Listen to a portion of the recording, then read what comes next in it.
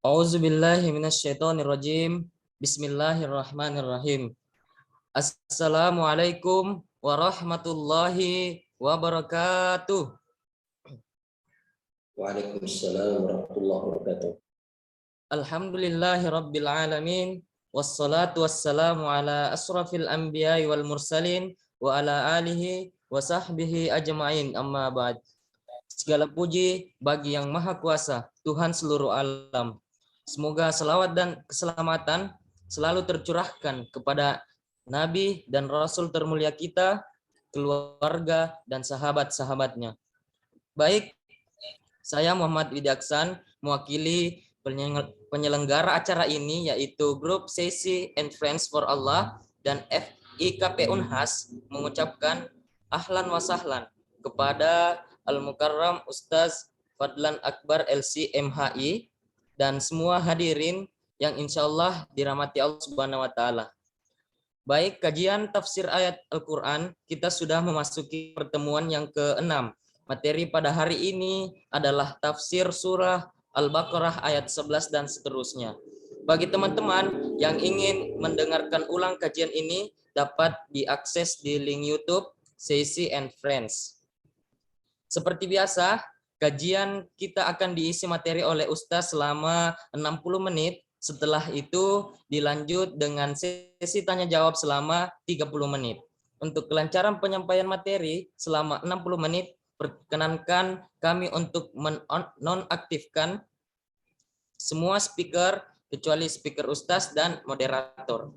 Baiklah, untuk mengefisienkan waktu, kami langsung saja mempersilahkan kepada Ustaz untuk memulai materinya. Tafadhol Ustaz.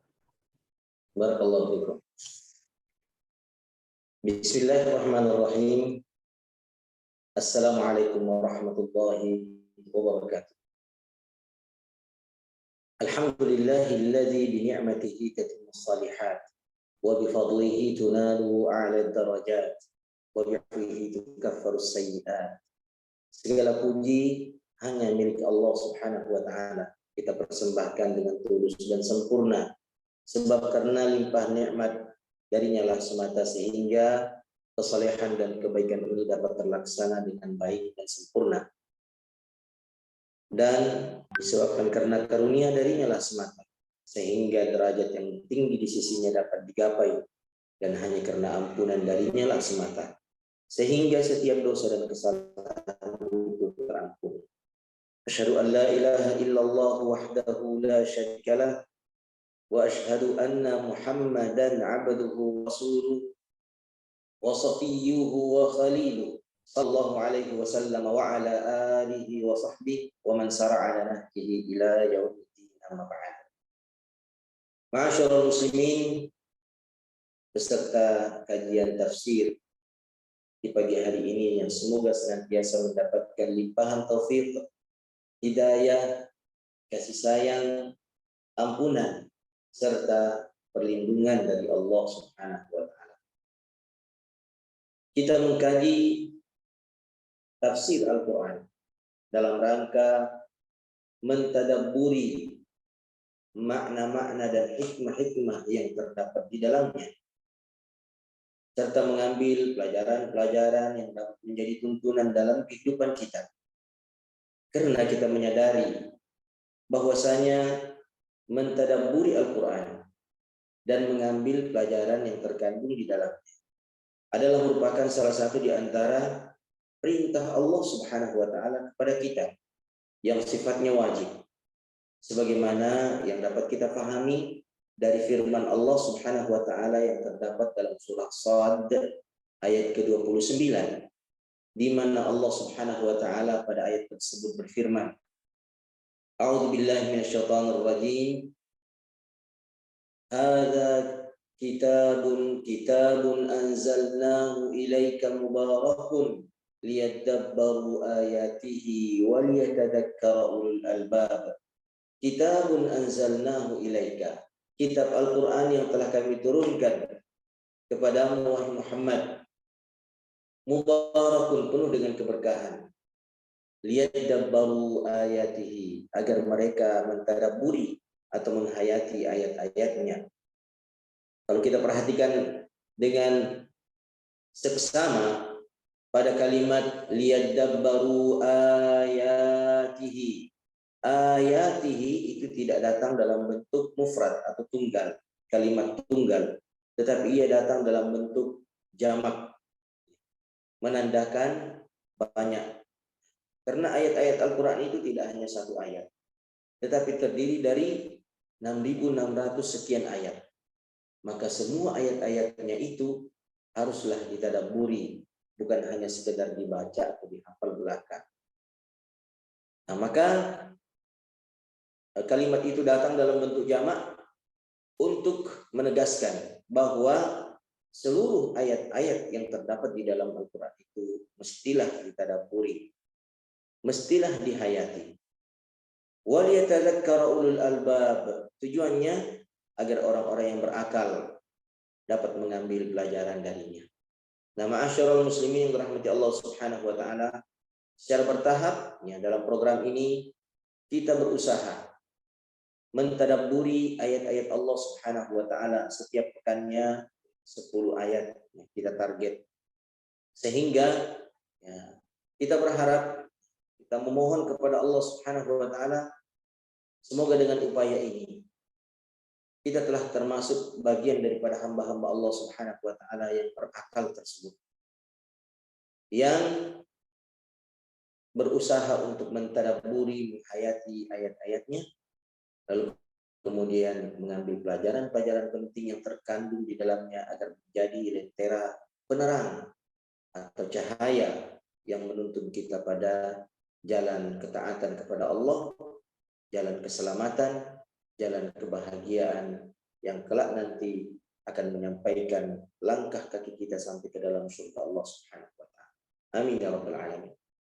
Ma'asyiral muslimin yang dirahmati Allah Subhanahu wa taala, kita pada hari ini akan mentadabburi firman Allah Subhanahu wa taala dalam surah Al-Baqarah ayat ke-11.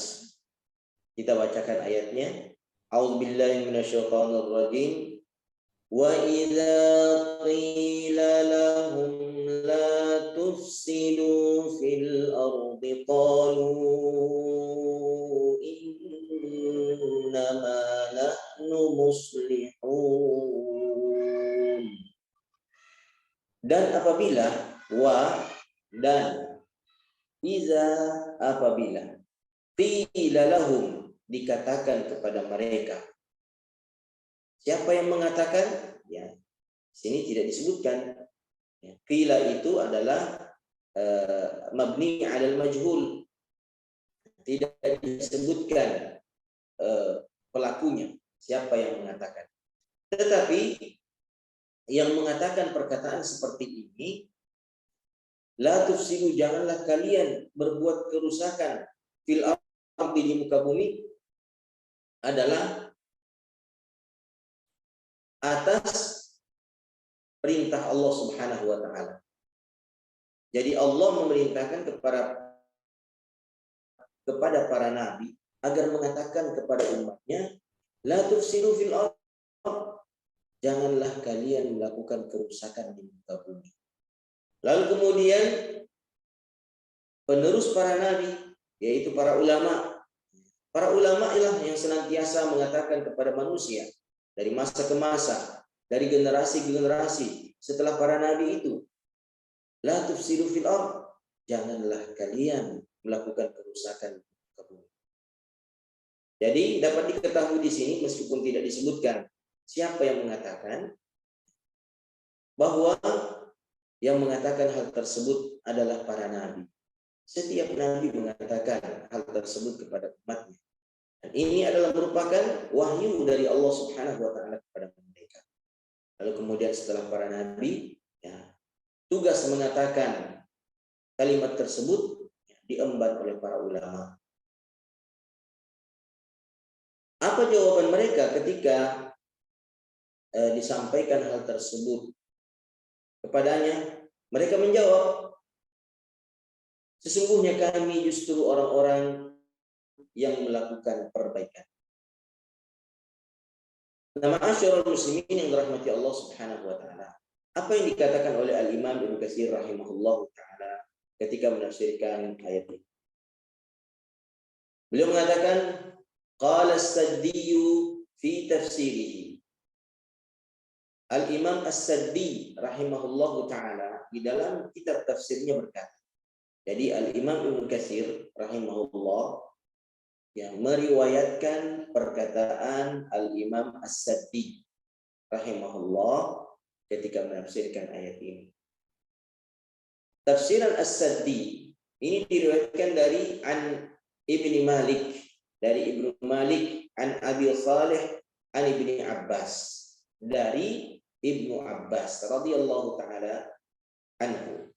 Sahabat Ibnu Abbas radhiyallahu taala anhu ya, adalah salah seorang sahabat yang sangat amat memahami, sangat amat mengetahui secara rinci dan detail tentang tafsir-tafsir ayat-ayat Al-Quran. Ini disebabkan karena dahulu Rasulullah Shallallahu Alaihi Wasallam ketika sahabat Abdullah bin Abbas masih kecil, beliau pernah ya dalam satu majlis selalu mondar-mandir karena masih kecil, maka beliau dipegang oleh Rasulullah Shallallahu Alaihi Wasallam, ditangkap oleh Rasulullah, lalu didekatkan ke sisinya, lalu kemudian dipegang dadanya. Ada yang mengatakan dipegang ubun-ubunnya. Lalu Rasulullah mengatakan, Allahumma faqihhu fid din, sambil dipegang dadanya atau ubun-ubunnya. Allahumma faqihhu fid din wa 'allimhu ta'wil. Ya Allah, berikanlah kepadanya pemahaman agama yang dalam, fikih. Wa 'allimhu ta'wil, dan ajarkanlah kepadanya ta'wil, yaitu tafsir Al-Quran. Ini adalah doa Rasulullah Sallallahu Alaihi Wasallam kepada sahabat Abdullah bin Abbas radhiyallahu taala anhu ketika beliau masih kecil dan main-main dalam majelis. Subhanallah, doa Rasulullah Sallallahu Alaihi Wasallam itu diijabah oleh Allah Subhanahu Wa Taala. Dan di kemudian hari, sahabat Abdullah bin Abbas radhiyallahu taala di usia belianya sudah menjadi ahli tafsir dan ilmu agamanya sangat amat detail dan dalam. Nah, ini berkat daripada doa Rasulullah Shallallahu Alaihi Wasallam. Maka ya sangat amat dianjurkan kepada setiap ayah bunda kalau melihat anaknya ya lagi lari-lari, jangan dimarahi, jangan diumpat, tangkap dia, pegang ubun-ubunnya atau pegang dadanya, dan ucapkanlah doa Rasulullah Sallallahu Alaihi Wasallam yang tadi sudah kita sebutkan. Allahumma faqihhu fid din wa 'allimhu ta'wil. Ya Allah, berikanlah dia pemahaman agama yang dalam dan detail, dan ajarkanlah kepadanya ta'wil atau tafsir. Nah, sahabat Abdullah bin Mas'ud radhiyallahu taala anhu menafsirkan firman Allah Subhanahu wa taala, wa idza qila lahum la tufsidu fil ardi, dan apabila dikatakan kepada mereka janganlah kalian melakukan kerusakan di muka bumi, qalu, mereka menjawab, innama nahnu muslihun, kami ini hanya saja orang-orang yang melakukan perbaikan. Beliau mengatakan al-fasadu huwal kufru. Kerusakan yang dimaksudkan di sini adalah kekufuran. Berarti ma'asyiral muslimin, ketika seseorang itu kufur kepada Allah, meskipun dia membangun jembatan, membangun tol, membangun gedung-gedung pencakar langit, apalagi membuat taman yang demikian indah, membangun pasar yang megah, ya, dan sejumlah fasilitas publik. Namun jika dia kufur kepada Allah, maka kekufurannya itu ma'asyiral muslimin adalah kerusakan yang dampaknya adalah merusak apa yang ada di sekitarnya. Jadi orang-orang kafir itu tidak merasa bahwa mereka melakukan kerusakan di muka bumi dengan kekufurannya. Karena mereka membangun jalan, membangun jembatan, membangun pasar, dan fasilitas-fasilitas publik lainnya. Nah, dengan alasan itu mereka tidak menyadari bahwa mereka telah membuat kerusakan dengan kekufurannya. Makanya jawaban mereka, innama nahnu muslihun. Ya, kami ini justru orang-orang yang membuat kebajikan, ya, perbaikan. Itu jawaban mereka. Kemudian makna al-fasad, kerusakan yang dimaksudkan juga dalam ayat adalah al-amalu bil maksiyah, berbuat kemaksiatan. Banyak bentuk-bentuk kemaksiatan masyarakat muslim, tetapi intinya hanya dua. Dari sekian banyak bentuk dan jenis-jenis kemaksiatan, pada dasarnya semuanya itu hanya berpulang atau kembali pada dua maksiat besar. Tidak lebih daripada dua maksiat itu. Sebut saja nanti apa maksiatnya, pasti dia akan kembali pada salah satu dari dua yang akan kita sebutkan. Tapi sebelum kita menyebutkannya, ma'asyarul muslimin, kira-kira adakah di antara peserta kajian ini yang dapat menebak kira-kira apa dua maksiat tersebut? Yang seluruh jenis maksiat yang ada di semesta ini kembali pada salah satu di antara keduanya. Ada kira-kira yang bisa menjawab? Ada 25 peserta di sini. 4 ya. Tafadhal. Ustaz, Assalamualaikum. Waalaikumsalam warahmatullahi. Apakah kafir salah satunya, Ustaz? Bukan. Bukan. Jadi ada dua bentuk maksiat. Kekufuran juga, kekufuran itu kembali pada dua. Dia sekaligus masuk dalam dua kategori tersebut. Kekufuran, kesyirikan, dia masuk pada dua kategori kemaksiatan. Jadi kira-kira apa kemaksiatan tersebut? Sombong, Ustaz. Sombong. Bukan juga. Sombong itu dia masuk ke dalam salah satu dari dua. Sombong itu masuk dalam salah satu dari dua. Kufur nikmat, Ustaz. Ya. Apa itu? Kufur nikmat. Kufur nikmat. Ya, kufur nikmat masuk pada dalam salah satunya. Ya, agar kita tidak berlama-lama, ma'asyiral muslimin, kita sebutkan.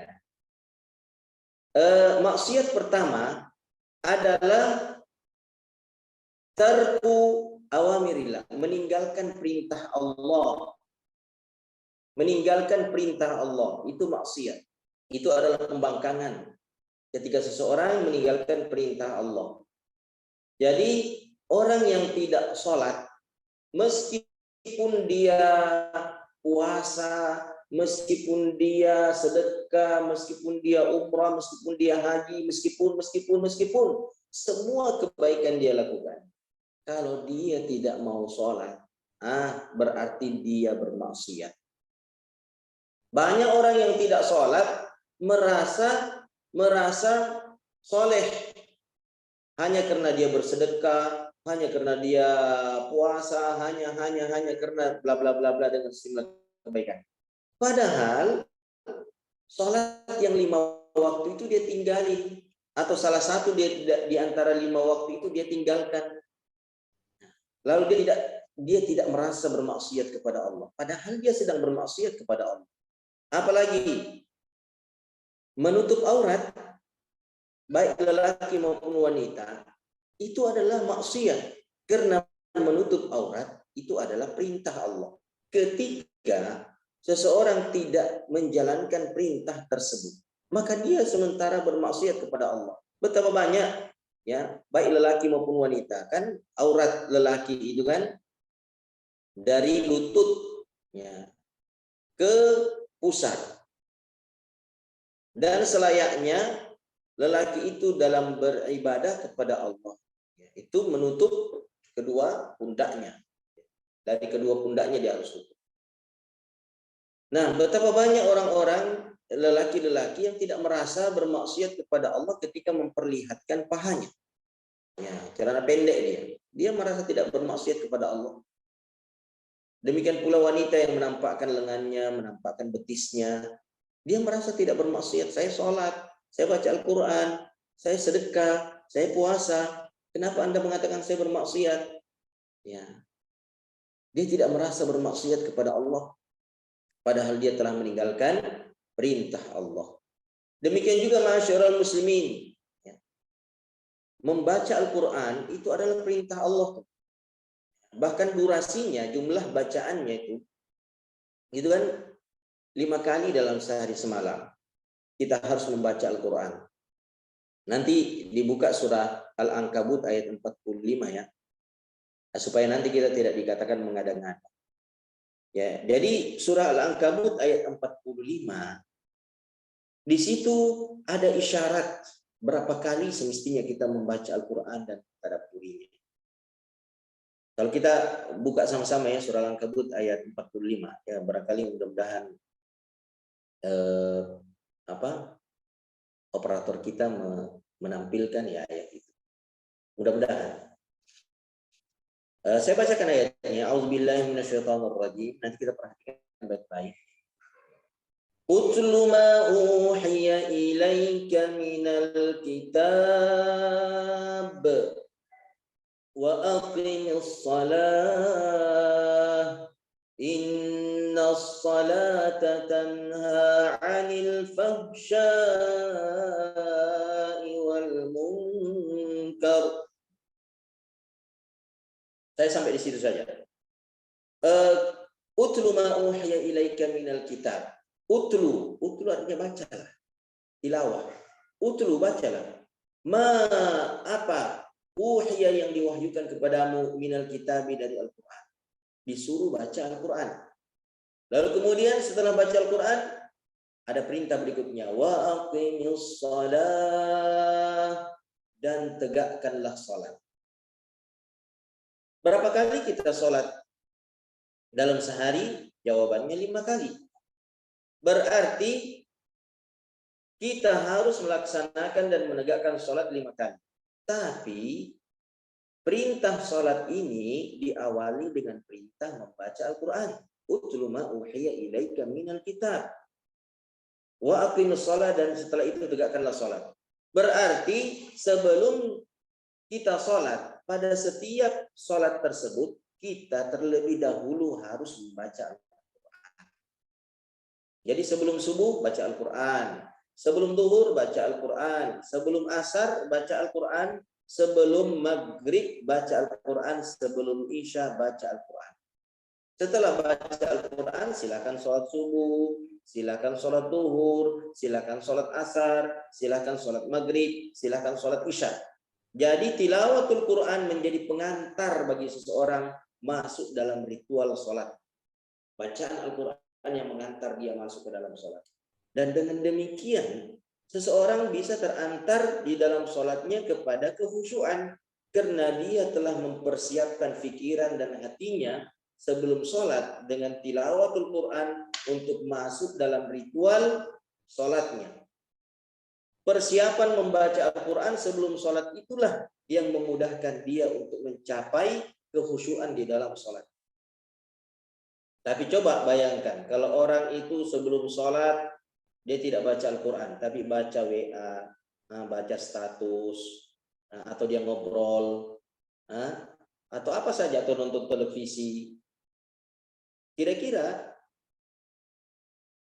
mampu nggak dia khusyuk di dalam sholatnya ketika dia membuka sholatnya itu dengan aktivitas baca status di media sosial, atau ngobrol, apalagi kalau lucu-lucu, atau nonton televisi, apalagi kalau bola, ya, di musim-musim Piala Dunia. Seorang itu tidak akan terantar untuk khusyuk di dalam sholatnya.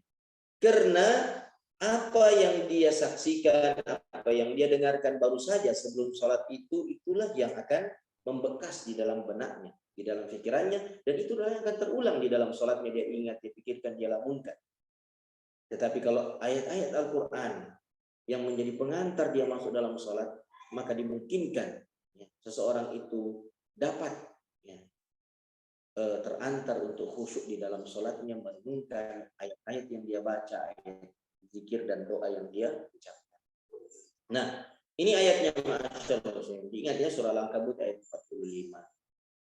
Nah, ma'asyiral muslimin yang dirahmati Allah Subhanahu wa taala, kita kembali. Jadi membaca Al-Qur'an itu perintah, bahkan 5 kali sehari semalam.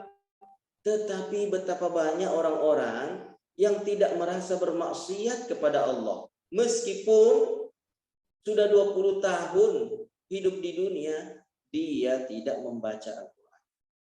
Dia tidak merasa bermaksiat kepada Allah. Dia tidak menyadari bahwa mengabaikan Al-Quran, menelantarkan Al-Quran adalah kemaksiatan. Dia tidak sadari itu. Oleh karena besarnya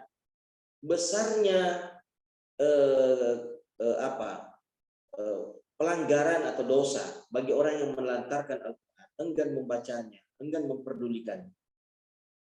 Sehingga Rasulullah Shallallahu Alaihi Wasallam mengadukan hal tersebut kepada Tuhan dalam ungkapan doanya yang kemudian diabadikan di dalam Al-Quran. Ada doanya Rasulullah terkait dengan hajrul Quran, menelantarkan Al-Quran, yang dahulu beliau ucapkan kepada Allah sebagai bentuk pengaduan, lalu diabadikan di dalam Al-Quran. Kalau kita buka surah Al-Furqan ayat 30. Surah Al-Furqan ayat ke-30. Ya. Nah, mudah-mudahan operator kita juga bisa menampilkannya. Ya, nanti kita tadabburi ini.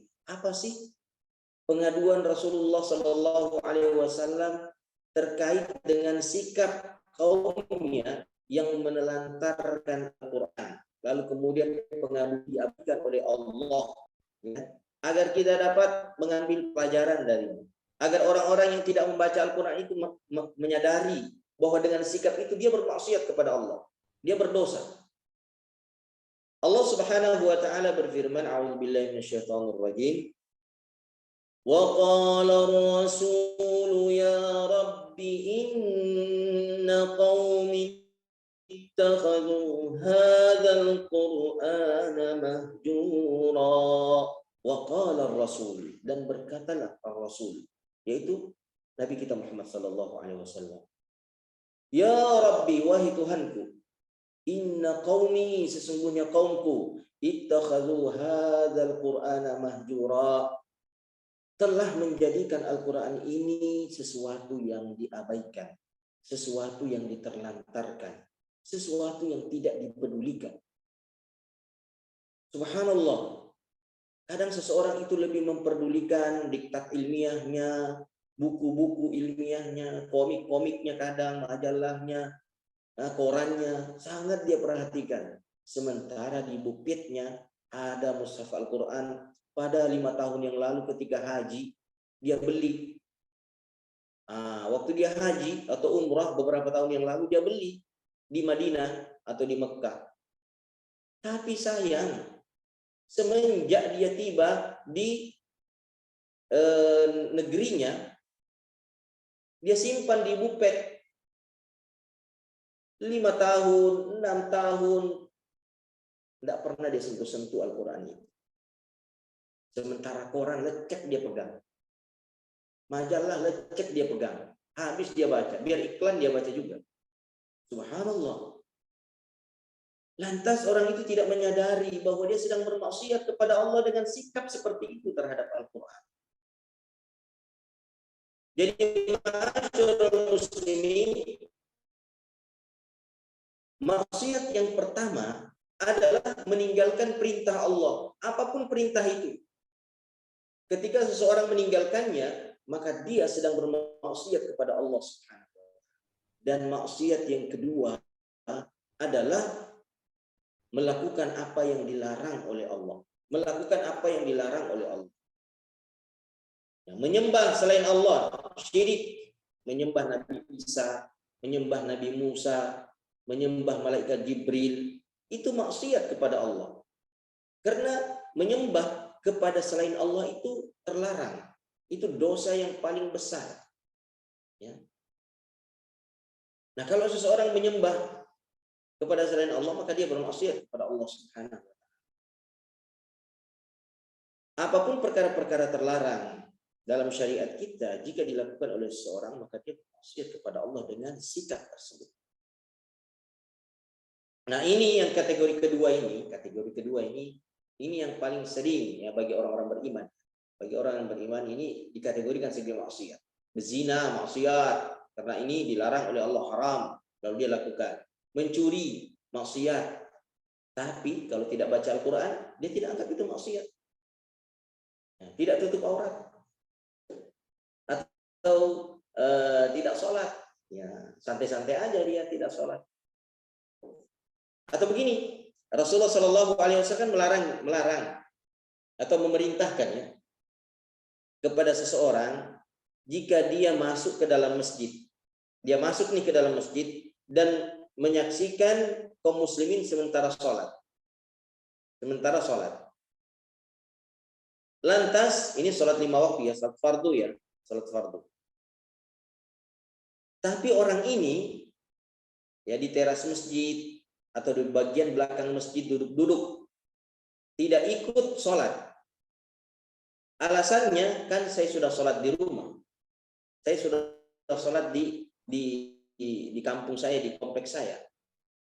Hal itu nggak boleh, ma'asyiral muslimin. Oleh Rasulullah Shallallahu Alaihi Wasallam, ya ada 2 orang sahabat yang melakukan hal tersebut. Lantas Rasulullah mengatakan, apa yang mencegahmu untuk melaksanakan sholat bersama dengan mereka? Lalu mereka mengatakan, Shallaina fi darina, kami sudah sholat di rumah. Maka Rasul mengatakan, jangan, kamu tetap harus melaksanakan sholat bersama dengan kaum muslimin. Karena yang pertama bagimu wajib, yang kedua ini bagimu sunnah.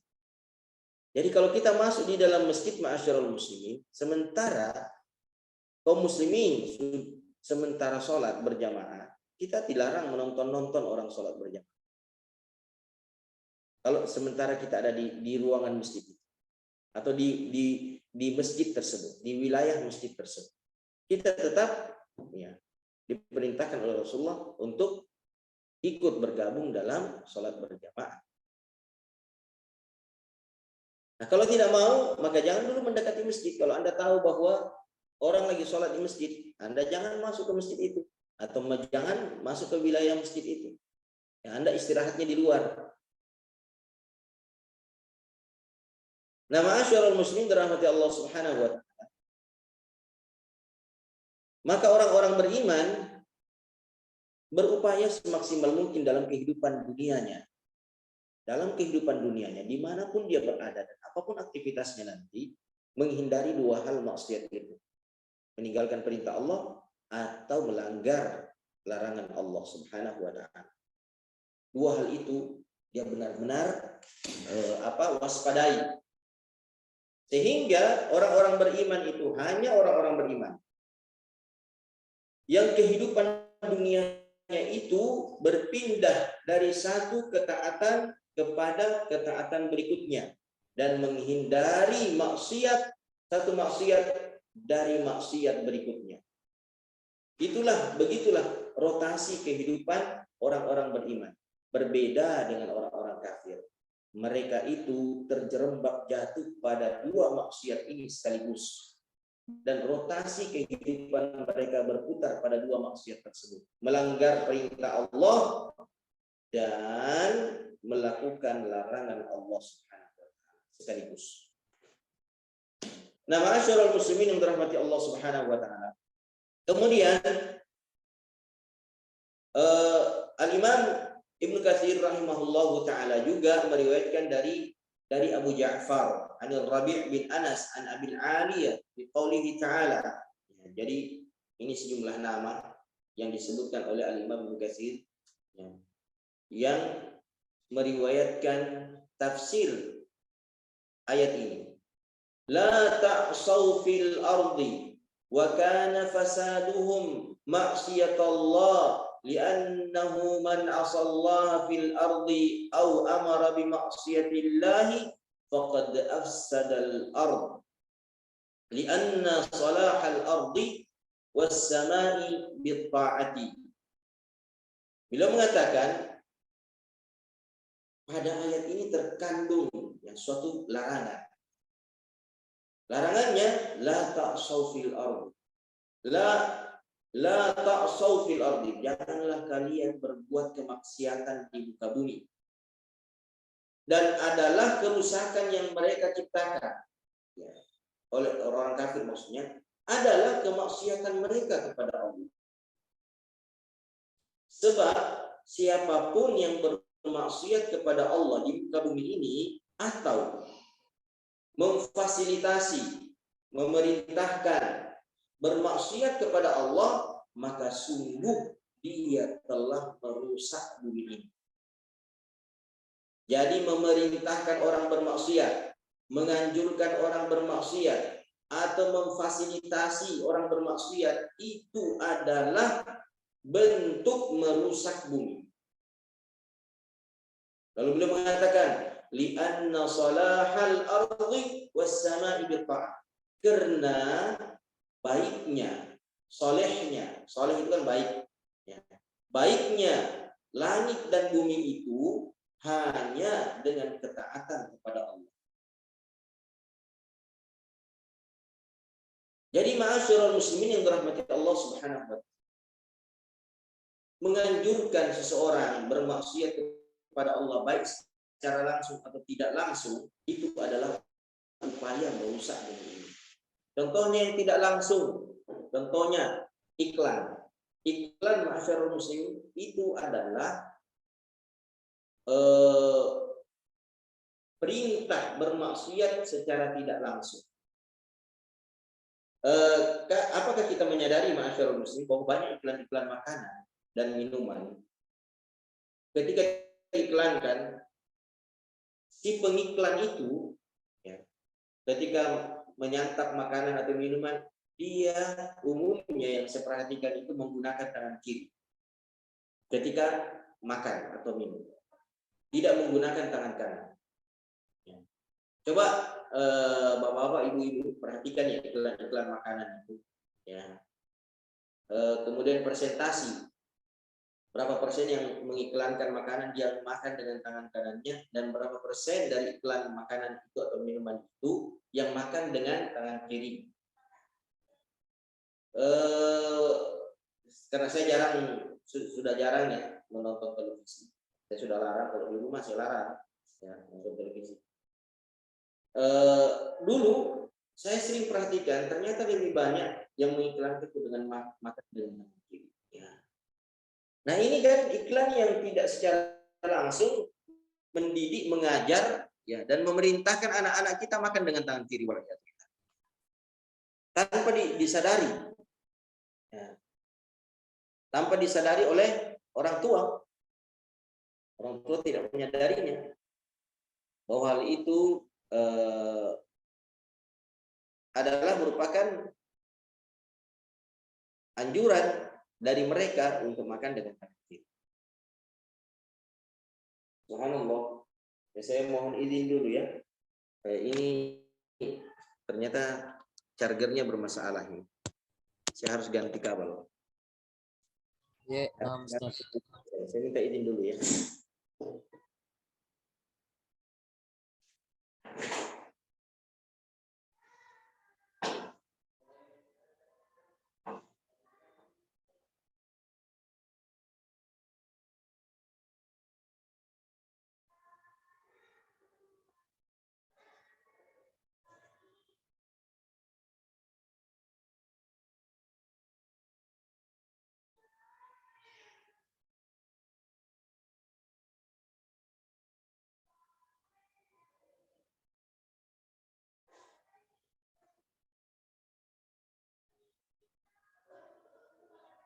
kamu lakukan itu? Mereka menjawab, kami ini sedang melakukan petunjuk, sedang berada dalam petunjuk, dan kami ini berupaya melakukan perbaikan. Waliyahzubillah.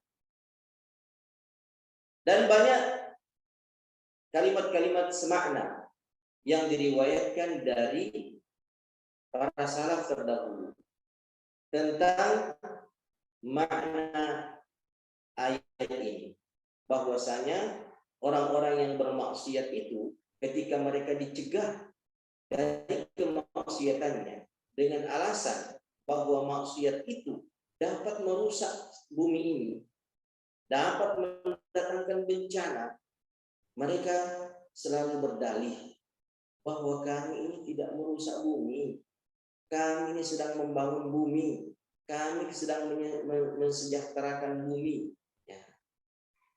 Kami sedang reformasi, reformasi, perbaikan. Itu alasan mereka. Jadi masyaallah muslimin rahmati Allah Subhanahu wa taala, kerusakan yang terjadi di muka bumi ini dan berdampak pada rusaknya kehidupan manusia di muka bumi ini disebabkan oleh ulah manusia itu sendiri yang melakukan sejumlah maksiat kepada Allah, di mana maksiat itu hanya berpulang pada dua perkara: meninggalkan perintah Allah atau melanggar larangan Allah Subhanahu wa taala. Kalau kita buka dalam surah Al-Ankabut ayat 41 kalau tidak salah, ya. Kita bisa buka nanti sama-sama. Allah Subhanahu wa taala berfirman dalam surah Ar-Rum, surah Ar-Rum ayat 41, bukan surah Al-Ankabut, surah Ar-Rum ayat 41. Allah Subhanahu wa taala berfirman, Zaharal fasadu fil barri wal bahri bima kasabat aydin nasi liyudhiqahum ba'dalladzi 'amilu la'allahum yarji'un. Telah tampak kerusakan di darat dan di laut disebabkan perbuatan tangan manusia. Allah menghendaki agar mereka merasakan sebahagian dari akibat perbuatan mereka sendiri, agar mereka kembali ke jalan yang benar, bertaubat kepada Allah Subhanahu wa taala. Al-Imam Al-Baghawi ketika menafsirkan ayat ini mengatakan, qahtal matari wa qillatan nabati wa arada bil barri al bawadi wal mafawiza wa bil bahri al madain wal qura allati hiya 'ala al miyah al jariyah, bahwasanya kemarau dan sedikitnya curah hujan, baik yang terjadi di daratan maupun yang terjadi di laut, itu adalah dampak kerusakan yang disebabkan oleh perbuatan manusia itu sendiri. Sebaliknya, demikian pula curah hujan yang tinggi yang menyebabkan banjir, longsor, dan yang lainnya, itu juga dampak kerusakan yang terjadi di muka bumi akibat daripada ulah tangan manusia. Dalam dua kategori maksiat tadi, ya, yang tidak mau menjalankan perintah Allah atau yang melanggar larangan-larangan Allah. Jadi bukan hanya menebang pohon, ma'asyiral muslimin, ya, bukan hanya menebang pohon, ya, menggunduli hutan, bukan hanya itu penyebabnya. Tidak sholat, ya, meskipun hutannya lebat, ma'asyiral muslimin, hutannya lebat, itu bisa saja terjadi terjadi longsor di gunung yang hutannya lebat, diakibatkan oleh penduduk kampung di tempat tersebut yang bermaksiat kepada Allah Subhanahu wa taala. Selanjutnya ma'asyiral muslimin dirahmati Allah Subhanahu wa taala. Kalau kita buka surah An-Nahl ayat 112.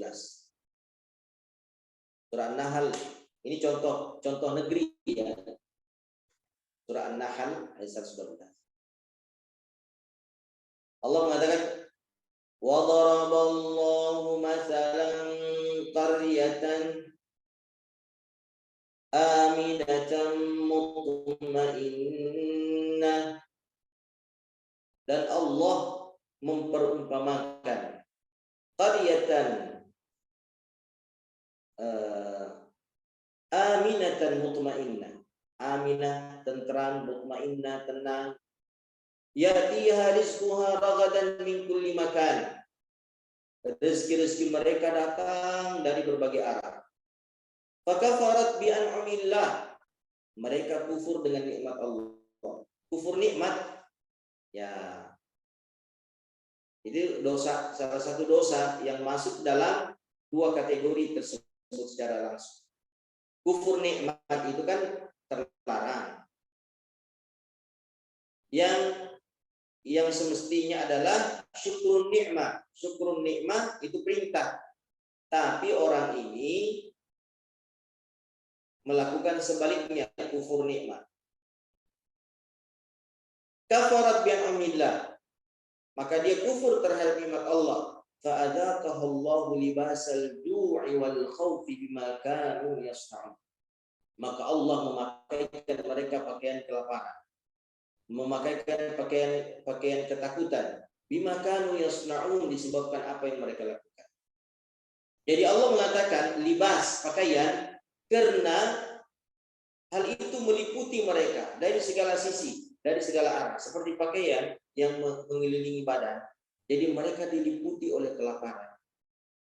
Ya, meskipun negeri mereka adalah negeri yang subur, Allah nggak peduli. Allah bisa membuat seseorang berada dalam kepungan, ketakutan dan kelaparan meskipun negeri mereka itu subur. Allah bisa melakukannya.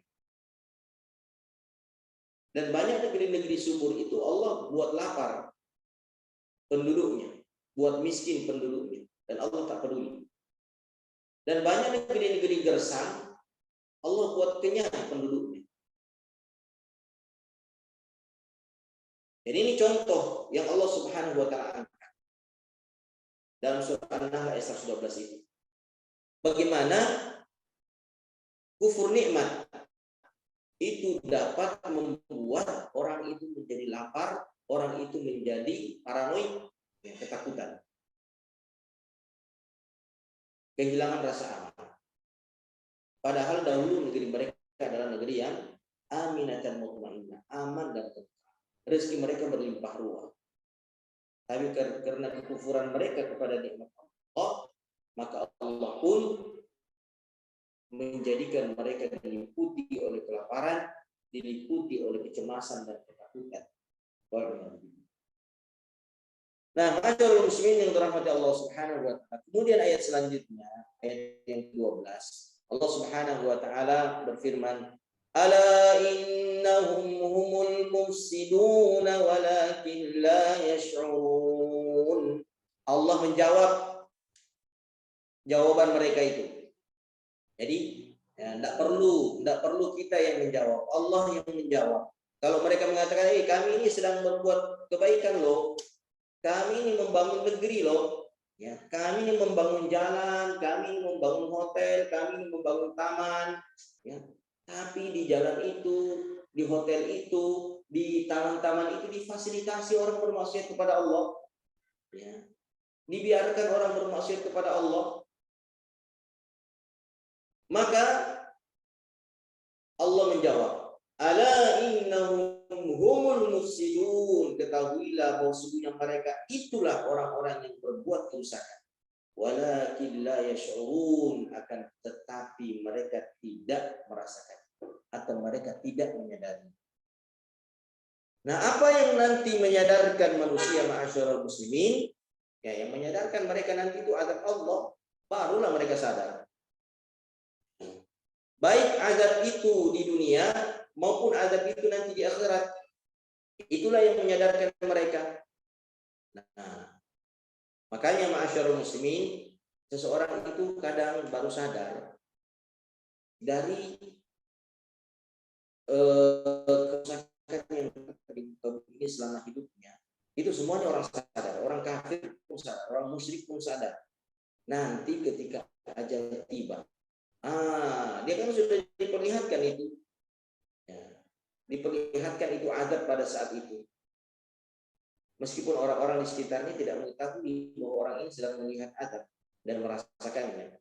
Orang di sekitarnya, keluarganya yang hadir dalam proses sakaratul maut, ahli maksiat itu atau ahli kufur, itu tidak menyadari bahwa orang ini sedang diperlihatkan dan dirasakan kepadanya azab yang demikian keras, ya, mengerikan dan menakutkan. Di situ mereka sadar. Nah, dalilnya, kalau kita membuka dalilnya, itu di surah Al-Mu'minun ayat 99 dan 100. Surah Al-Mu'minun. Banyak ayat ya, cuman ini yang paling tegas ya. Paling nyata ya. Dalam surah Al-Mu'minun ayat 99 dan 100, Allah Subhanahu wa taala berfirman, hatta idza jaa ahadahumul maut qala rabbi irji'un la'alli a'malu salihan fima tarakt. Ini ayat yang ke-99. Ayat ke-100, kalla innaha kalimatun huwa qailuha wa min waraihim barzakhun ila yaumi yub'atsun. Sehingga ketika datang kematian kepada salah seorang di antara mereka, ajal kematian itu baru datang, ya, baru menghampiri dia. Itu kan dirasakan oleh seseorang, kakinya sudah mulai dingin, tulang-tulangnya sudah mulai dia rasakan, persendian-persendiannya itu, ya, sudah mulai longgar terasa. Dia sudah tidak bisa menggerakkan bagian-bagian tertentu dari tubuhnya. Dia sudah sadari ajal itu sudah merambat masuk ke dalam tubuh. Kematian itu sudah menjalar masuk ke dalam tubuh. Pada saat itu dia mengatakan, Rabbir ji'un, ya Allah kembalikan aku hidup. Untuk apa? La'alli a'malu salihan fima taraktu. Agar aku bisa melakukan suatu kesalehan yang dahulu aku tinggalkan. Jadi ma'asyiral muslimin, orang ini dulu selalu meninggalkan kesalehan. Apa yang dia lakukan? Salah itu kan perbaikan. Dia selalu mengatakan, innama nahnu muslihun, kami orang soleh yang berbuat kebaikan, melakukan perbaikan. Itu aja terus dia ucapkan dulu. Ketika dikatakan kepada mereka, la tufsidu, jangan kalian berbuat kerusakan. Apa kerusakannya? Maksiat. Tapi jawabannya mereka, nahnu muslihun, kami ini berbuat baik, kami ini berbuat baik, kami ini berbuat baik. Ketika mereka mau mati, barulah mereka sadari, ternyata dulu kita bukan berbuat baik, justru meninggalkan kebaikan, kesolehan. Maka dia katakan seperti itu. Ini umumnya orang-orang kafir begini. Maka kita tidak boleh ikut, ya, keadaan mereka. Orang beriman itu tidak seperti ini kehidupannya. Ini cerita tentang orang-orang kafir. Bahwa nanti ada orang-orang beriman ingin meniru-niru mereka, ya itu memang seperti itu. Ya. Dalam kehidupan sosial, manusia itu cenderung mengikuti orang lain. Ya. Kalau orang baik yang dia ikuti, alhamdulillah. Tapi kalau orang kafir yang dia ikuti, wah gawat. Ya. Bisa jadi kematiannya juga akan seperti itu, mengikuti kematian orang-orang kafir, di mana dia diakhiri kehidupannya dengan penyesalan yang demikian pahit dan ingin kembali ke dunia untuk melakukan kesolehan yang dahulu dia tinggalkan, seperti orang-orang kafir meninggalkan berbagai macam kesolehan. Nah, apa jawaban Allah atas permintaan mereka? Jawabannya tragis. Kalla innaha kalimatun huwa qailuha. Sekali-kali tidak, itu cuma dalil, itu cuma alasan yang mereka ucapkan. Padahal masyaallah muslim boleh jadi ketika itu mereka sungguh-sungguh memelas, meminta, mengemis kepada Allah untuk dikembalikan ke dunia demi melakukan kesolehan yang dahulu mereka tinggalkan. Boleh jadi mereka lagi sungguh-sungguh pada saat itu. Tetapi jawaban Allah ternyata sangat mengenaskan. Kesungguhan mereka dianggap dalih dan alasan. Artinya seandainya mereka itu dihidupkan kembali, dipinjamkan jatah usia itu tidak akan mereka gunakan untuk kesolehan, tetap aja kembali melakukan keburukan. Nah, dan jawaban kedua, ya, lebih tragis lagi jawaban kedua. Wa min waraihim barzakhun ila yaumi yub'atsun. Dan di belakang mereka sudah ada barzakh. Makanya kuburan itu namanya alam barzakh, karena dia dibatasi oleh barzakh. Barzakh itu penghalang yang tidak memungkinkan bagi siapapun untuk kembali ke dunia. Bayangkan tuh Nabi kita Muhammad sallallahu alaihi wasallam. Bayangkan nih, Nabi kita Muhammad sallallahu alaihi wasallam diberikan kemampuan oleh Allah yang sangat amat ajaib dan spektakuler. Mampu menembus lapisan-lapisan langit hingga ke Sidratul Muntaha dalam waktu yang sangat singkat, semalam, bolak-balik. Padahal kalau kita mau melihat riwayat dari sahabat Abdullah bin Mas'ud, ya, jarak antara bumi ke langit pertama itu sejauh 500 tahun. Lalu ketebalan langit pertama, tebalnya dia itu 500 tahun pula. Dan dari bumi kita ke Sidratul Muntaha itu akan 7 lapis langit. Kali 1000 tahun, ya, dengan ketebalan masing-masing langit. Jadi 1000 kan jaraknya dari masing-masing langit ke langit berikutnya 500. Ketebalannya 500, 1000. Itu ditempuh oleh Rasulullah Sallallahu Alaihi Wasallam bolak-balik hanya dalam semalam. Subhanallah. Tetapi Rasulullah tidak diberikan kemampuan untuk menembus barzakh. Subhanallah. Kalaulah Rasulullah tidak mampu menembus barzakh, padahal beliau mampu menembus sampai ke Sidratul Muntaha dalam semalam, lalu adakah orang yang bisa menembusnya selain daripada Rasulullah? Ya tentu tidak, adalah mustahil. Nah, ila yaumi yub'atsun, sampai hari berbangkit. Sampai hari berbangkit tidak ada yang dapat menembus kecuali dengan izin Allah Subhanahu wa taala. Mungkin ada yang mengatakan, lah itu nanti Isa alaihissalam, ya, itu kan dihidupkan, dia menembus barzakh. Kita katakan tidak. Nah, beliau tidak di alam barzakh. Ya. Nabi Isa alaihissalam itu tidak di alam barzakh. Lantas di mana Nabi Isa alaihissalam? Beliau ada di langit. Ya. Di sisi Allah Subhanahu wa taala, bukan di alam barzakh. Itu dalam surah An-Nisa ayat 158. Ayat 158. Ketika menjawab dugaan orang-orang Yahudi, ya, yang mengatakan inna qatalnal masiha Isa bin Maryam Rasulullah, ya, sesungguhnya kami telah membunuh Masih Isa ibnu Maryam, Rasul Allah, kami sudah bunuh dia. Lalu Allah mengatakan wa ma qataluhu wa ma salabuhu, mereka tidak membunuhnya, mereka tidak mati. Wa ma salabuhu, mereka tidak menyalibnya.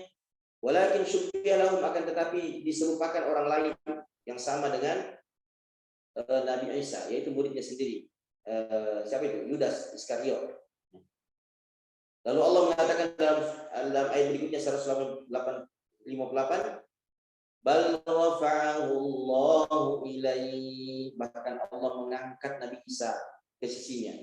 Allah angkat, jadi bukan dimatikan, tapi Allah angkat. Berarti Nabi Isa belum mati, belum masuk dalam alam barzakh. Makanya dia bisa kembali ke dunia karena dia belum mati. Ya. Ini kan jawaban orang bahwa ada orang yang bisa kembali. Ya. Nabi Isa, ya Nabi Isa belum mati. Allah mengatakan, Allah membantah orang yang membunuhnya. Ya. Berarti kalau dibunuh kan konsekuensinya mati. Allah bantah, wa ma qataluhu, mereka enggak membunuh Nabi Isa. Berarti Nabi Isa enggak mati. Bal rafa'ahu Allah, Allah angkat. Bukan Allah mengatakan tawaffahu Allah, Allah mewafatkannya, tapi Allah mengatakan untuk Nabi Isa, bal rafa'ahu Allah, Allah angkat dia.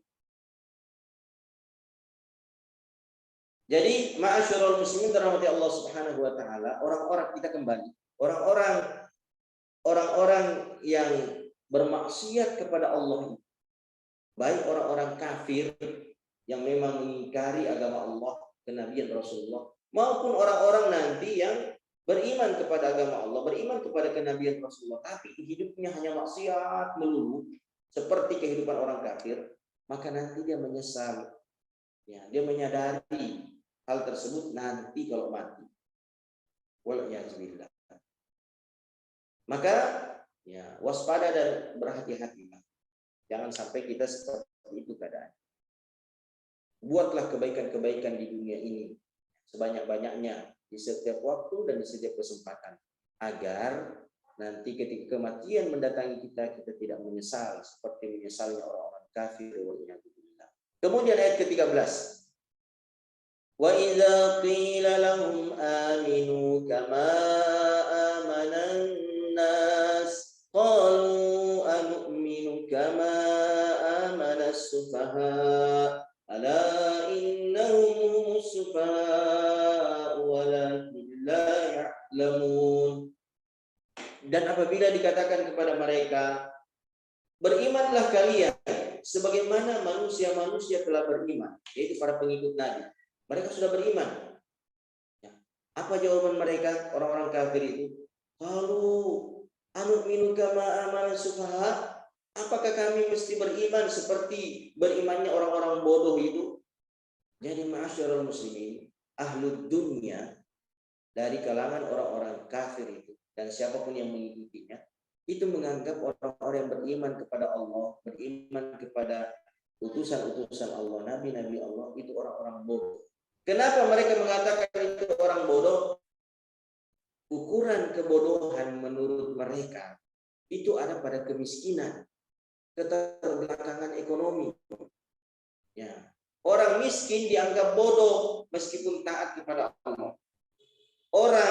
Orang kafir itu dianggap cerdas, hebat, ya meskipun dia kafir kepada Allah. Ukurannya harta. Karena orang kafir itu kaya-kaya, maka dia kagumi, dia banggakan meskipun kafir. Nah, inilah tipe-tipenya ini orang-orang yang mengukur keberhasilan hanya pada materi, bukan pada ketaatan kepada Allah. Bahkan ketaatan kepada Allah itu menjadi simbol keterbelakangan bagi mereka, simbol kebodohan. Wal'iyadzubillah. Allah ceritain kepada kita ada orang-orang begini bentuknya, modelnya, hidup di dunia.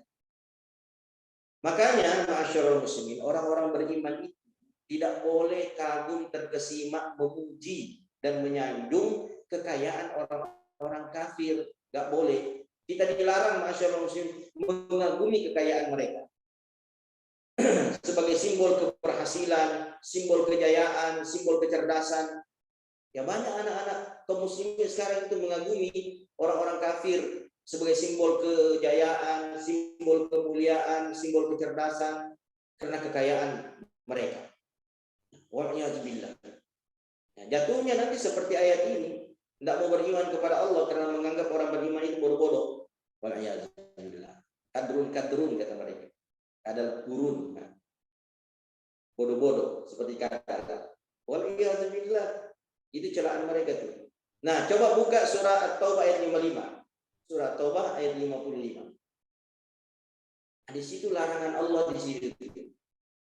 Kalau bisa ditampilkan, ini pentingnya ayat ini ya, supaya kita tidak terjebak dalam kondisi seperti ini, mengagumi orang-orang kafir hanya lantaran kekayaannya, hanya lantaran ekonominya. Allah Subhanahu wa taala berfirman, "Fala tu'jibka amwaluhum wala auladuhum, innama yuridullahu liyu'adzibahum biha wa tazhaqa anfusuhum wa hum kafirun." Fala, maka janganlah, tu'jibuka, mengagumkan kamu. Janganlah kalian mengagumi amwaluhum, harta-harta mereka. Wala auladuhum, jangan pula anak-anak mereka membuat kalian kagum, terkesima, terpesona. Innama yuridullahu liyu'adzibahum biha. Allah hanya ingin mengazab, menyiksa mereka dengan harta kekayaan mereka, dengan anak-anak mereka. Itu kalau di Eropa itu ma'asyiral muslim, orang-orang kaya yang bunuh diri itu banyak. Orang-orang yang ditelantarkan oleh anak-anaknya di usia tua mereka itu banyak ma'asyiral muslim. Diazab dia sama anak-anaknya. Wal'iyadzubillah. Maka jangan kalian mengagumi orang-orang kafir itu dengan kekayaannya. Mereka tersiksa sesungguhnya dengan kekayaan itu. Jangan kalian mengagumi anak-anak mereka itu yang cantik-cantik, yang tampan-tampan, yang kata orang berhasil-berhasil. Jangan, mereka tersiksa dengan putra-putri mereka sendiri. Endingnya yang paling mengenaskan ma'asyiral muslimin pada penghujung ayat itu, surah At-Taubah ayat 55. Wa tazhaqa anfusuhum wa hum kafirun, dan nanti mereka mati dalam keadaan kafir. Su'ul khatimah, dengan harta dan anak-anaknya. Harta dan anak-anak itu akan mengantarkan mereka pada su'ul khatimah, mati dalam keadaan kafir. Waliyah. Bahwa setiap kita pasti akan mati, tapi orang beriman harus memastikan dirinya bahwa dia tidak boleh mati dalam keadaan kufur kepada Allah. Dia tidak boleh mati dalam mengingkari syariat agama Allah, ajaran Rasulullah Shallallahu Alaihi Wasallam. Dia harus mati dalam keadaan beriman kepada semua syariat agama Allah, semua sunnah Rasulullah. Subhanallah, ma'asyiral muslimin, kisah yang sangat amat mengharukan ketika Syekh Utsaimin rahimahullah hendak dioperasi. Jadi beliau sakit mau dioperasi. Dan persyaratan operasi ma'asyiral muslimin adalah semua bulunya harus dicukur, termasuk jenggot yang beliau pelihara, harus dicukur. Tidak bisa dilakukan operasi sebelum beliau mencukur jenggot. Maka didatangilah beliau bahwa tim dokter yang akan segera mengoperasi dalam beberapa saat ini meminta agar Anda mencukur jenggot. Apa yang beliau katakan? Demi Allah, saya berjumpa dengan Allah dengan tetap memelihara sunnah Rasulullah pada diriku jauh lebih baik bagiku, jauh lebih aku sukai daripada aku sembuh dengan menghilangkan sunnah Rasulullah pada diri. Sembuh tapi menghilangkan sunnah. Bayangkan ma'asyiral muslimin, begitulah keteguhan orang-orang beriman di dalam memelihara sunnah Rasulullah SAW pada diri mereka. Kematian itu bukanlah hal yang mengkhawatirkan bagi mereka demi menjaga sunnah Rasulullah, demi menjaga ajaran suci Rasulullah SAW pada diri mereka. Itulah yang namanya iman, ma'asyiral muslimin. Iman kan memang tidak bisa digeser. Dia adalah prinsip yang kokoh, kuat, terunjang di dalam keyakinan orang-orang beriman, dan senantiasa ia buktikan dengan amal-amal perbuatannya, sikap dan tingkah lakunya dalam kondisi yang paling yang paling genting sekalipun. Dia tetap mempertahankan prinsip itu. Itulah yang disebutkan iman, dan itulah yang diisyaratkan oleh Allah dalam surah Al-Imran ayat 102 di ujung ayat itu, wala tamutunna illa wa antum muslimun, dan janganlah kalian mati kecuali benar-benar dalam keadaan muslim, berserah diri sepenuhnya kepada Allah dan syariat. Itulah kematian yang diimpikan dan diharapkan serta diperjuangkan oleh orang-orang beriman dalam kehidupan dunia. Mati dalam keadaan Islam. Mati miskin nggak masalah. Nah, mati miskin itu nggak masalah, Masya Allah. Tapi mati kafir, mati maksiat itu masalah besar itu yang mesti dihindari. Jadi kemiskinan itu tidak perlu dikhawatirkan. Tidak perlu ditakuti. Dan kekayaan itu tidak perlu dikagumi, masyaallah. Apalagi kalau miliknya orang-orang kafir, miliknya orang-orang bermaksiat. Tidak perlu kita mengagumi kekayaan mereka. Sebab kekaguman itu akan mengantarkan kita mencintai mereka, lalu kemudian meniru mereka. Mereka bisa kaya dengan korupsi, akhirnya nanti kita korupsi juga. Auzubillah. Mereka kaya karena riba, kita juga nanti mau kaya lewat riba juga nantinya, ikut-ikut sama mereka. Mereka bisa kaya karena tinggalkan ibadah, ya tinggalkan gereja. Nanti kita mau kaya tinggalkan masjid pula. Auzubillah. Akhirnya banyak generasi kita ini karena mau kaya tinggalkan masjid, nggak mau ke masjid, subuh nggak ke masjid, duhur nggak ke masjid, asar nggak ke masjid. Kemana dia? Ke mall. Subhanallah, penuh itu mall, ma'asyiral muslimin. Oleh generasi kaum muslimin, karena mereka mengagumi kekayaan yang dimiliki oleh orang-orang kafir itu, yang menciptakan mall semegah itu. Nah, ma'asyiral muslimin yang dirahmati Allah Subhanahu wa taala, selanjutnya pada ayat 14. Wa idza laqul ladzina amanu qalu amanna wa idza khalau ila syayatin qalu inna ma'akum innama nahnu mustahzi'un Allahu yastahzi'u bihim wa yamudduhum fi tughyanihim ya'mahun. Dan apabila dikatakan kepada mereka wa idza laqul ladzina amanu, jika mereka beriman berjumpa dengan orang-orang beriman, qalu amanna, mereka mengatakan kami juga beriman. Wa idza khalau ila syayatinihim, tapi kalau mereka berpaling menuju kepada setan-setan mereka, jadi teman-temannya ya dikategorikan oleh Allah setan. Jadi di kalangan manusia itu memang juga ada setan. Ya, teman-temannya orang-orang munafik, teman-temannya orang-orang kafir itu setan semuanya. Ya, yang bilang Allah Subhanahu wa taala dalam ayat ini kan. Ayat ini yang mengatakan seperti kita.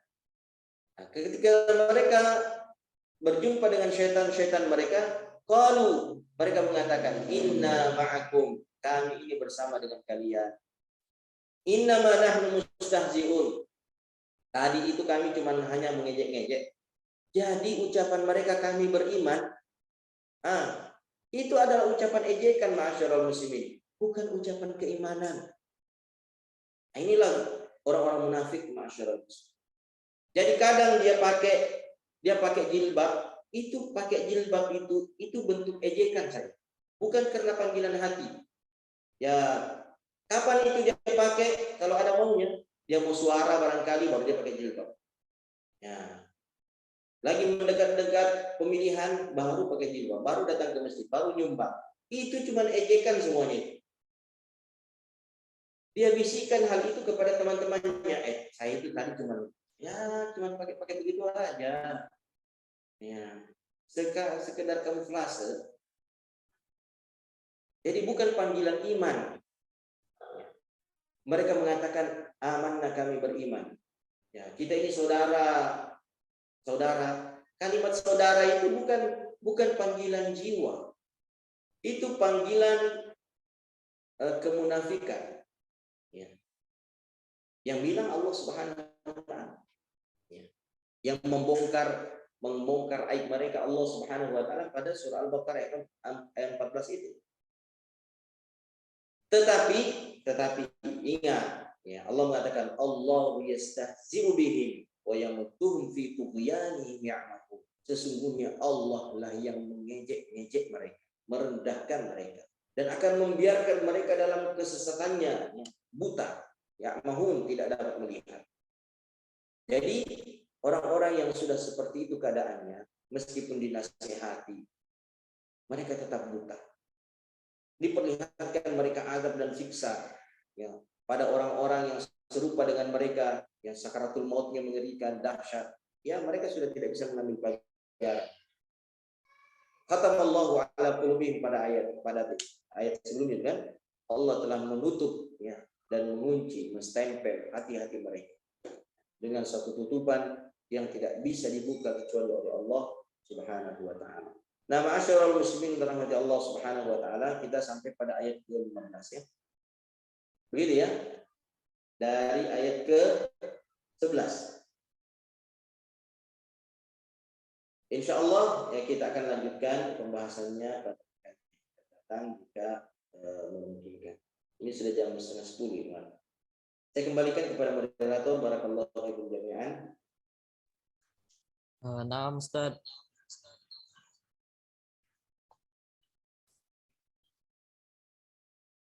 Barakallahu fiikum ya.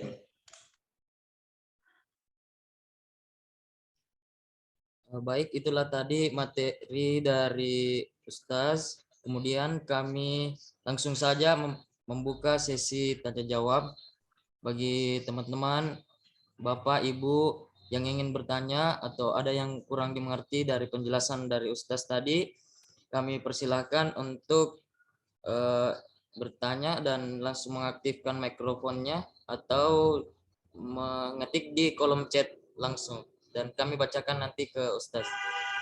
Dipersilahkan. Ya, kan siap.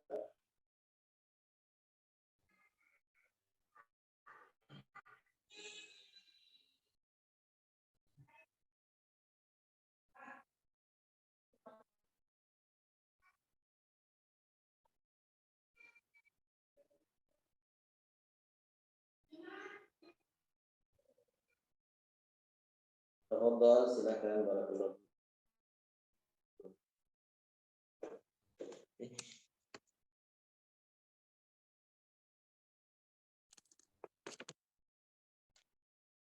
Baik, sekali lagi untuk Bapak, Ibu, teman yang ingin bertanya bisa secara langsung ke Ustaz dengan mengaktifkan mic-nya atau bisa dengan menuliskan di chat Zoom. Nanti kami bacakan ke Ustaz. Tafadhol. Tafadhal.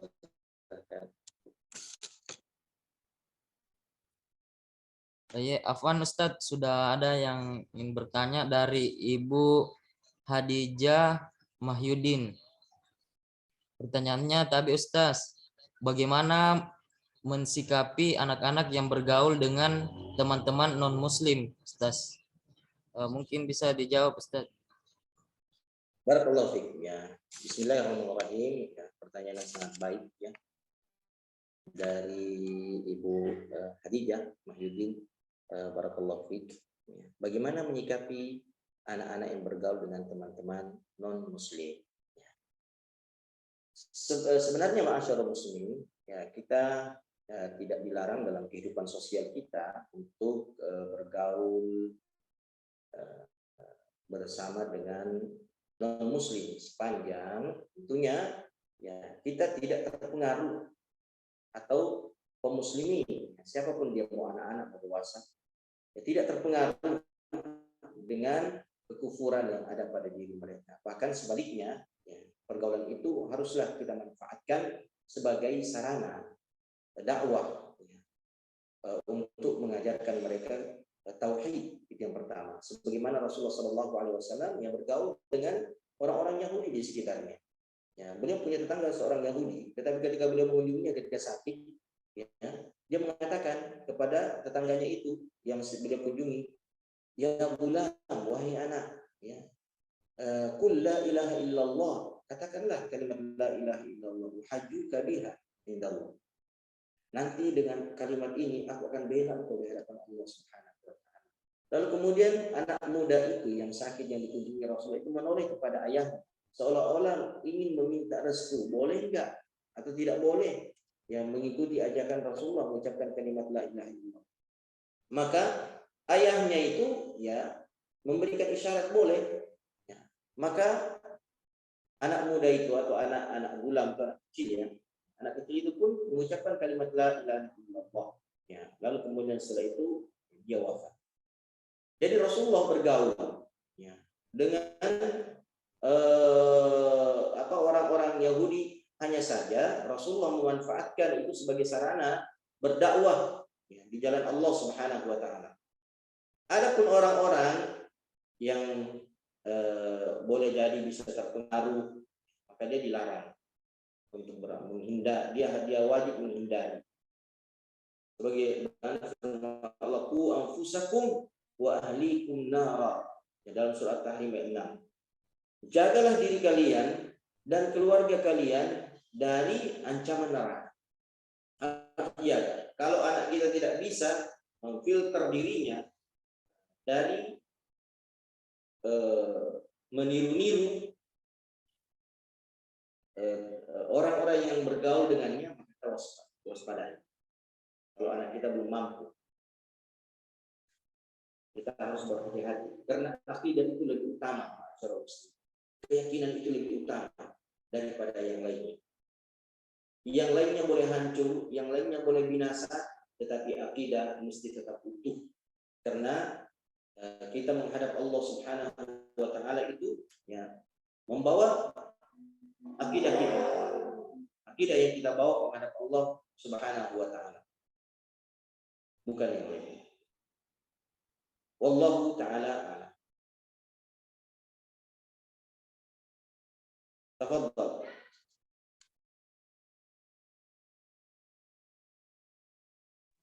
Syukron Ustaz atas jawabannya. Kemudian Ustaz, mungkin satu pertanyaan lagi sebelum kami menutup kajian kita pada pagi hari ini, yaitu ada pertanyaan di kolom chat dari Ibu Yasinta. Tapi Ustaz, di kantor yang majemuk agamanya, bagaimana agar kita bisa bekerja tanpa terpengaruh dengan pemikiran dan kompetisi yang syarat duniawi, bahkan saat rapat pun melewati waktu sholat, kemudian perjalanan dinas wanita tanpa mahram dan seterusnya. Bagaimana Ustaz dengan menyikapi hal-hal tersebut? Ya. Syukran Ustaz. Ya. Barakallahu fiik, pertanyaan sangat baik dari Sinta. Barakallahu fiik. Bagaimana menyikapi kondisi seperti yang disebutkan dalam pertanyaan? Pertama, ma'asyarul muslimin, kita harus menyadari bahwa kita adalah generasi yang pernah disebutkan oleh Rasulullah SAW dalam banyak hadisnya. Generasi yang diliputi dengan berbagai macam maksiat dan pelanggaran. Rasulullah mengatakan dalam hadits Abi Sa'id Al-Khudri radhiyallahu ta'ala, la tattabi'unna sanana man kana qablakum shibran bi shibrin wa zira'an bi zira'in hatta law dakhalu juhra rabbin tabi'tumuh. Qalu al-yahudu wan-nasara ya Rasulullah. Qala faman? Rasulullah mengatakan kalian nanti suatu saat nanti benar-benar akan mengikuti sunnah-sunnah, kebiasaan-kebiasaan, adat istiadat orang-orang sebelum kalian, sejengkal demi sejengkal, lalu sehasta demi sehasta, sehingga ketika nanti mereka masuk ke dalam lubang biawak, kalian pun akan masuk ke dalamnya. Maka para sahabat bertanya, ya Rasulullah, siapakah mereka itu yang akan kami ikuti? Apakah orang-orang Yahudi dan Nasrani? Maka Rasulullah menjawab, kalau bukan mereka siapa lagi? Berarti umat Rasulullah di penghujung zaman nanti semuanya atau mayoritasnya akan mengikuti kebiasaan-kebiasaan orang-orang Yahudi dan Nasrani. Mulai dari cara berpakaian, cara bekerja, mencari nafkah, dan seterusnya sampai pun pada cara beribadah. Kalau orang-orang Yahudi itu kan, orang-orang Nasrani itu mencampur ibadah ritualnya dengan musik dan nyanyian. Mereka beribadah itu dengan musik dan nyanyian. Orang beriman kan nggak boleh. Tapi nanti ada ibadah-ibadah ritual, ya, itu dicampur dengan musik dan nyanyian seperti orang Yahudi melakukannya, orang Nasrani melakukannya. Ya, selawat, bacaan Al-Quran, udah dicampur dengan zikir, dicampur dengan dakwah, itu dicampur dengan musik dan nyanyian. Ya, itu kebiasaan mereka akan diikuti oleh orang-orang beriman. Ya, Demikian pula dalam berbagai hal ma'asyiral muslimin. Sampai nanti ketika mereka masuk dalam lubang biawak, lubang kecil yang mustahil manusia bisa masuk ke dalamnya. Kaum muslimin umat Muhammad pun akan ikut. Apa makna dari lubang biawak? Para ulama kita mengatakan yang dimaksud oleh Rasulullah lubang biawak itu yang semestinya tidak mungkin manusia masuk ke dalamnya, tidak mungkin seorang muslim masuk ke dalamnya adalah perbuatan syirik, ibadah ritual masuk dalam tempat ibadah mereka, masuk dalam gereja, masuk dalam vihara, ibadah di situ, ya. Itu adalah mustahil dilakukan oleh orang beriman. Mustahil. Sebagaimana mustahilnya seorang manusia masuk ke dalam lubang, itu mustahil. Tapi di penghujung zaman ada nanti umat Rasulullah itu dia pakai peci, pakai sorban, pakai jilbab, ya nanti dia bilang tunggu kami lagi taklim. Nanti akan masuk ke dalam tempat ibadah mereka. Di situ mereka beribadah juga. Auzubillah. Nah, kita berada dalam kondisi ini, masyaallah. Maka apa solusinya? Solusinya disebutkan dalam hadis yang lain. Rasulullah Shallallahu Alaihi Wasallam mengatakan, Innahu man ya'ish minkum ba'di. Ini hadis Irbad bin Sariyah. Hadis Irbad bin Sariyah radhiyallahu taala. Ya. Irbad bin Sariyah mengatakan, wa'adhana Rasulullah sallallahu alaihi wasallam mau'izatan wajilat minha al-qulub wa dharafat minha al-uyun. Faqulna ya Rasulullah ka'annaha mau'izatu muwaddi'in fa'awsina. Suatu hari kata Irbad bin Sariyah, Rasulullah mewasiatkan kepada kami dengan suatu wasiat yang sangat amat menggugah jiwa dan membuat air mata berlinang. Sahabat menangis semuanya dengan nasihat Rasulullah itu. Maka mereka mengatakan kepada Rasulullah, ya Rasulullah, seolah-olah ini sudah nasihat perpisahan ini ya Rasulullah. Ya, apa yang engkau sampaikan ini seperti nasihat perpisahan. Maka tinggalkanlah wasiat untuk kami ya Rasulullah. Wasiat itu kalimat singkat yang mengandung makna yang demikian dalam dan bisa dimanfaatkan pada semua keadaan. Itu namanya wasiat. Maka Rasulullah memberikan wasiat. Beliau mengatakan, innahu man ya'ish minkum ba'di. Siapapun yang hidup sepeninggalku nanti, fasayara ikhtilafan katsiran, maka dia akan menyaksikan perselisihan yang sangat, pertikaian yang sangat banyak. Ya. Fa'alaikum bisunnati wa sunnatil khulafa'ir rasyidin al-mahdiyyin. Maka untuk menyelamatkan diri kalian dalam kondisi pertikaian dan perselisihan yang banyak itu, kalian harus mengambil sunnah dan sunnahnya para khulafa'ur rasyidin sepeninggal. Tamassaku biha, genggam erat sunnahku itu, wa'addu 'alaiha bin nawajid, dan gigit dia dengan gigi geraham kalian. Maksudnya jangan dilepas sama sekali. Itu adalah prinsip hidup kalian. Seperti kalau kita hanyut, masyaallah muslimin, kalau airnya deras, maka kita akan menggapai-gapai. Apapun yang bisa kita pegang masyaallah muslimin. Ada tangkai, ada ranting, ada akar, itu akan kita pegang kuat-kuat agar kita tidak hanyut. Nah, kadang pegangan kita ini lemah masyaallah muslimin. Maka agar kita tidak hanyut dan pegangan ini bisa lepas, itu dibantu dengan gigi geraham. Gigi geraham adalah gigi yang paling kuat, ya, menggigit, mencengkram. Gigitlah kata Rasulullah, sunnahku itu dengan gigi geraham kalian. Wa iyyakum muhdatsatil umur, dan berhati-hatilah kalian dengan perkara-perkara baru. Hati-hati. Sesuatu yang baru sikapi dengan waspada dan hati-hati. Jangan sampai menggelincirkan kita dari sunnah Rasulullah. Ini dalam banyak hal. Dalam ritual ibadah ada yang baru-baru, aneh-aneh, tidak ada dalilnya, jangan lakukan. Hati-hati. Baik maupun dalam perkara dunia, laptop, gadget, itu kan hal baru ya. Nah, mobil, motor itu hal baru. Kalau kita tidak sikapi dengan penuh kewaspadaan, maka laptop kita, gadget kita, kendaraan kita, mobil, motor dan segala macam, sepeda listrik, segala macam itu akan melalaikan kita dari sunnah Rasulullah SAW. Maka segala yang baru itu sikapi dengan kewaspadaan. Genggam sunnah Rasulullah. Ajaran Rasulullah SAW menjadikan prinsip dalam kehidupan kita. Ya, ketika kita bekerja, ya seperti itu, genggam sunnah Rasulullah SAW. Menjadi ukur ketika mati di alam kubur. Kalau kita tiba di kondisi yang kita aksiruni. Ya. Betul.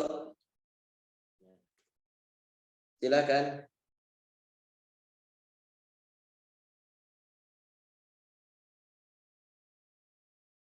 Syukran Ustaz atas Kalau kita jawaban. Syukran Ustaz ini ya, atas kalau jawabannya. Iya. Ya, Afwan, saya kalimat kuncinya ya, agar kita tidak terpengaruh dengan kondisi zaman sekarang ini yang sudah sangat amat majmuk ya, campur baur, itu adalah berpegang teguh pada sunnah Rasulullah. Itu prinsip ya dalam kehidupan kita. Kalau orang punya prinsip kan dia nggak terpengaruh. Ya, karena prinsip itu sesuatu yang tidak bisa bergeser, sesuatu yang tidak bisa berubah, sesuatu yang tidak bisa dipengaruhi. Ya, itu prinsip. Iya, silakan barakallahu. Syukran Ustaz atas jawabannya. Afwan. Ya, baik, untuk itu kami sekarang berada di penghujung acara kajian kita ini.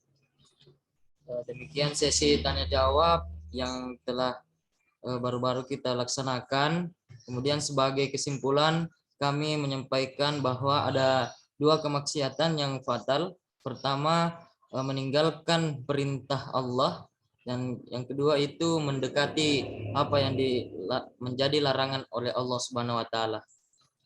Selanjutnya seperti biasa di penghujung acara kajian kita, kami berharap Ustaz berkenan untuk mendoakan kita semua terlebih dahulu. Tafadhol Ustaz. Ya. Saya mengajak kami hadirin sekalian dimanapun berada, untuk sejenak ya kita fokuskan pikiran kita khusyukkan hati kita, bersyukur kepada Allah Subhanahu wa taala, dan masing-masing kita memohon ya, di penghujung majelis yang mulia ini berdoa kepada Allah Subhanahu wa taala, dan secara pribadi di tempat ini mendoakan kepada seluruh hadirin yang mengikuti kajian ini dan seluruh keluarga mereka dengan doa-doa yang diajarkan oleh baginda Rasulullah Sallallahu Alaihi Wasallam. Semoga doa-doa ini dikabulkan oleh Allah Subhanahu Wa Taala, dan kebaikan di balik doa ini diberikan seluruhnya oleh Allah Subhanahu Wa Taala kepada kita semuanya. Allahumma inna nas'aluka bi anna nashhadu annaka Allah alladzi la ilaha illa antal ahadus samad alladzi lam yalid wa lam yulad wa lam yakul lahu kufuwan ahad. Allahumma inna ibadika banu imaika nawasina biyadik madun fina hukmuk adalun fina qada'uk nas'aluka Allahumma bikulli ismin huwa lak sammaita bihi nafsak aw anzaltahu fi kitabik aw 'allamtahu ahadan min khalqik aw ista'tharta bihi fi 'ilmi al-ghaibi 'indak an taj'ala al-Qur'ana al-'azim rabi'a qulubina wa nura sudurina وجلاء أحزاننا وذهاب همومنا وهمومنا برحمتك يا أرحم الراحمين. اللهم رب السماوات والأرض ورب العرش العظيم ربنا ورب كل شيء خالق الحب والنوى منزل التوراة والإنجيل والقرآن نعوذ بك من شر كل شيء أنت آخذ بناصيته أنت الأول فليس قبلك شيء وأنت الآخر فليس بعدك شيء وأنت الظاهر فليس فوقك شيء وأنت الباطن فليس دونك شيء اقض عنا الدين واغننا من الفقر اقض عنا الدين واغننا من الفقر اقض عنا الدين واغننا من الفقر واصرف عنا البلاء والوباء والفتن ما ظهر منها وما بطن برحمتك يا أرحم الراحمين. ربنا هب لنا من أزواجنا وذرياتنا قرة أعين واجعلنا للمتقين إماما. ربنا آتنا في الدنيا حسنة وفي الآخرة حسنة وقنا عذاب النار. وصلى الله وسلم على نبينا محمد وعلى آله وصحبه أجمعين وآخر دعوانا أن الحمد لله رب العالمين. والسلام عليكم ورحمة الله وبركاته. Alhamdulillahirabbil alamin. Baik, untuk itu kami mengucapkan syukran jazakallah khair Ustadz atas semua ilmu, doa, dan perhatian ikhlas yang diberikan pada hari ini. Semoga Allah membalas niat baik dan amal baik Ustadz dengan pahala dan kebaikan serta kebahagiaan yang melimpah di dunia dan di akhirat. Amin ya rabbal alamin. Kami juga mengucapkan jazakallah khair kepada semua hadirin. Ilal liqa, sampai berjumpa di Ahad depan di jam yang sama insyaallah. Amin. Kemudian kami langsung saja menutup kajian Islam online pada hari ini dengan mengucapkan doa kafaratul majelis. Subhanakallahumma wa bihamdik asyhadu an la ilaha illa anta astaghfiruka wa atubu ilaik. Assalamualaikum warahmatullahi wabarakatuh. Waalaikumsalam warahmatullahi wabarakatuh.